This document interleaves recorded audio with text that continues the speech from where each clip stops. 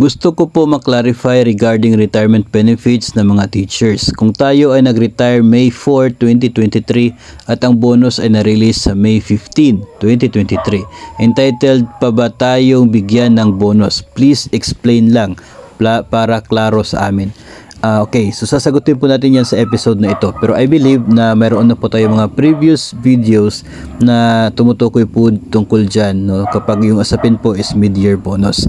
Pero para po sa kalaman, especially po ng mga nagtatanong tungkol po dito, kaya nga po ay mayroon tayong isang video kung anong petsa dapat tayo nagre-retire para makukuha natin lahat ng mga benepisyo on that year. Sa case po kasi na ito ay nag-retire ng May 4, tapos yung mid-year bonus ay May 15 yung release.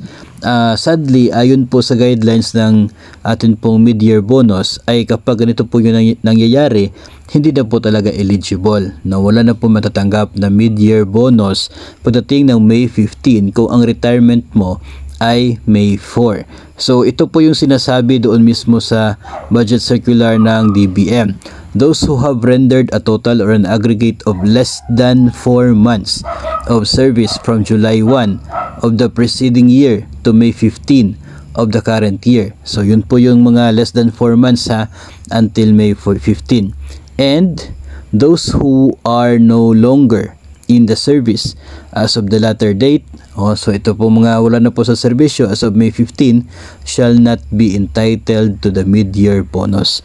So kung ang inyo pong retirement ay May 4, tapos yung bonus May 15, kayo po ay retired na pagdating po ng petsang yan, so wala po talaga kayo makukuha na mid-year bonus.